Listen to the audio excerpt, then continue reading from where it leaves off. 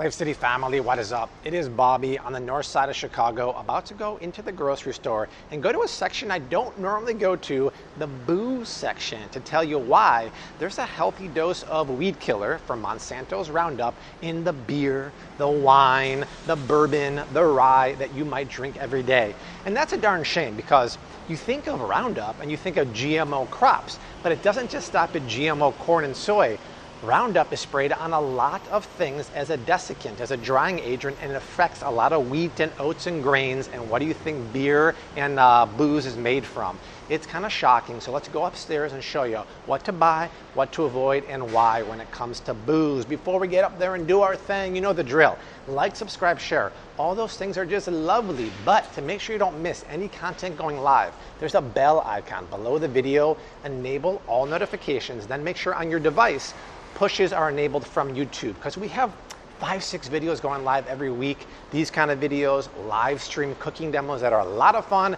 I don't think you want to miss out. Okay, let's mask up and go check out some booze. I'm making my way over to the alcohol section here at the grocery store. And you might be asking, why do I have to worry about weed killer or GMOs or Roundup in my booze? When I think of GMOs, I think of the usual suspects like these.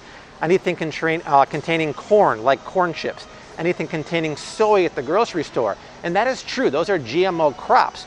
But here's the shocking thing, and what a lot of people don't realize is that in the US, Roundup is sprayed on all wheat and all oats and all barley as a desiccant, as a drying agent. I believe they call it kill down. They do that because at the end of the growing process, it dries out the wheat or the grains, makes it easier to harvest. So knowing that, what is beer made from? Wheat. What is stuff like bourbon and rye made from? Corn. So if you're going to have anything that comes from wheat and oats, in my opinion, you're going to want to get organic, like organic bread, organic pasta, organic oats.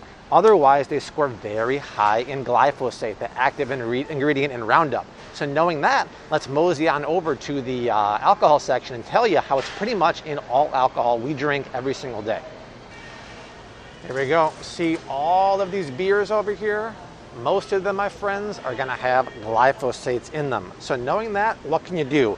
The first thing you can do to avoid or to really mitigate the amount of glyphosate or weed killer in your beer is to get organic beer. There's some really good options here, but when you get organic beer, something really cool happens. It's illegal to spray glyphosate or Roundup on organic wheat or anything organic.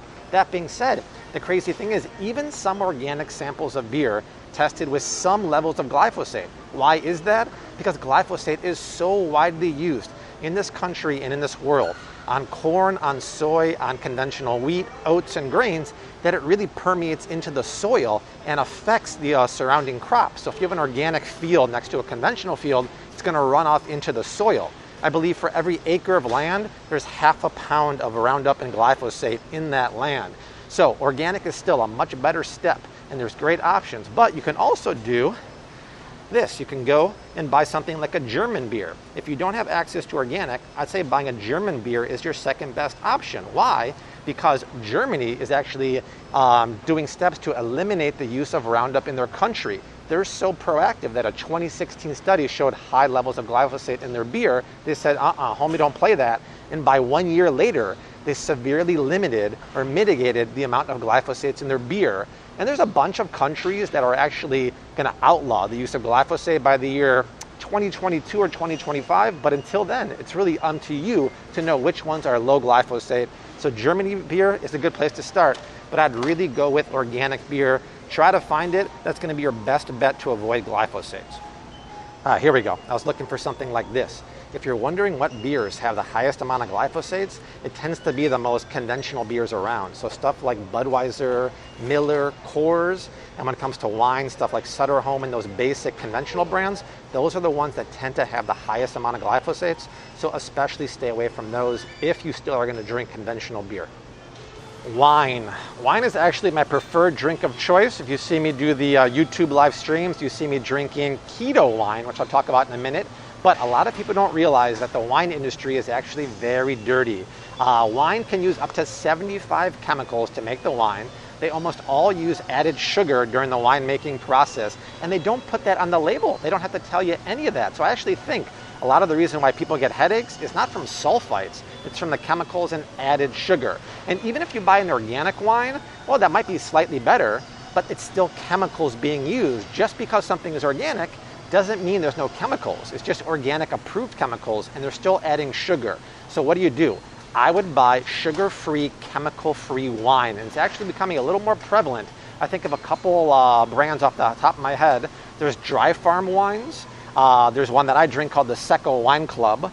Here's one that's okay, but Fit Vine uses less sugar, but they don't talk anything about the chemicals. And I believe Cameron Diaz, I saw on Instagram, has their own sugar-free, chemical-free wine called Aveline now. These wines are great because they're so clean. They only have about 0.3 grams of carbs per 5-ounce pour versus 3.5 grams of carbs for most wine. And they're not going to give you a hangover or a headache because they have no chemicals. Once again, I don't think it's the sulfites that give you a headache with wine.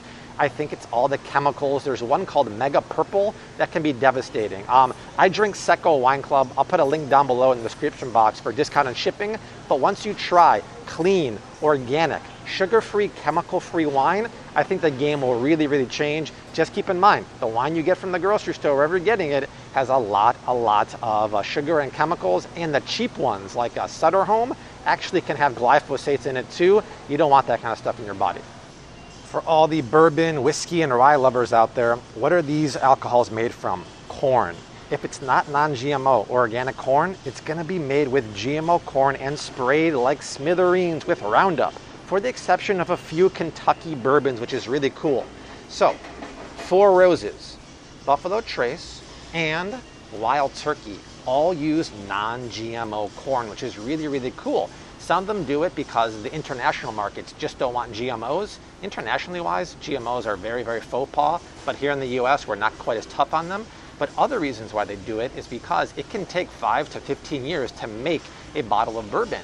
If we discover in 3 or 4 years that GMOs are a big health hazard, like a lot of people say they are, including the WHO, whether you believe the WHO anymore is another topic, but if it turns out in 5 years they're bad, well, that could be a huge financial loss for these companies because these will be aging for so long. So someone like a Wild Turkey might just play it on the safe side and make their bourbon with GMO-free corn to hedge their bets. Now, you don't really have to worry about GMOs when it comes to vodka because they're made from potatoes, which aren't really sprayed with Roundup.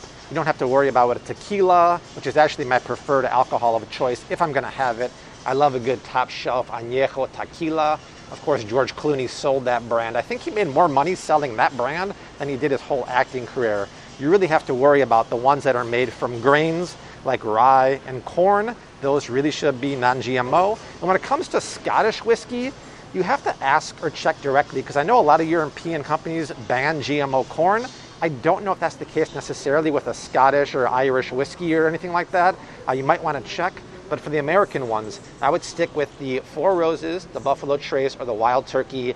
Otherwise, you're having a nice dose of Roundup with your bourbon.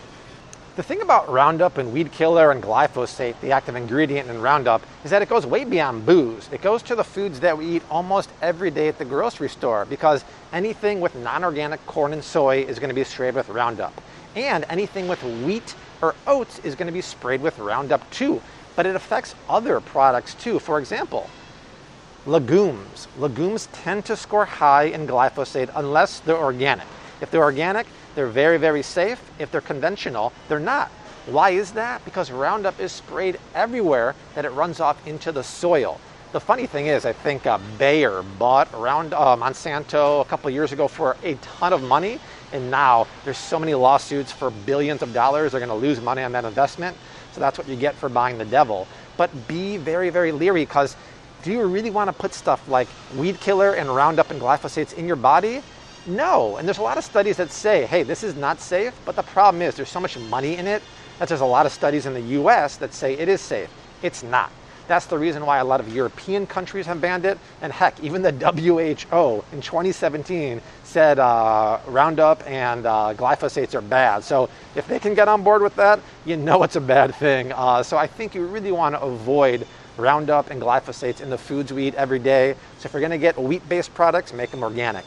oat organic, legume organic, and get the organic and non-GMO booze like we just talked about. So that is it, you guys. I hope that video helped out. If you want to see other videos, please leave a comment down below. I make these videos just for you. The only way this channel keeps growing, the only way we keep helping people put the best quality stuff in their body is by you subscribing and spreading the love. Wow, there's no one at the grocery store today. It's like me alone. This is a dream come true. I got 2 more videos below me right now. But me and Art and Rose will see you very soon. And Desi, my love, we'll see you soon. Until then, we leave you like we always do. Hashtag keep on cooking. Mad love and peace. Later, guys.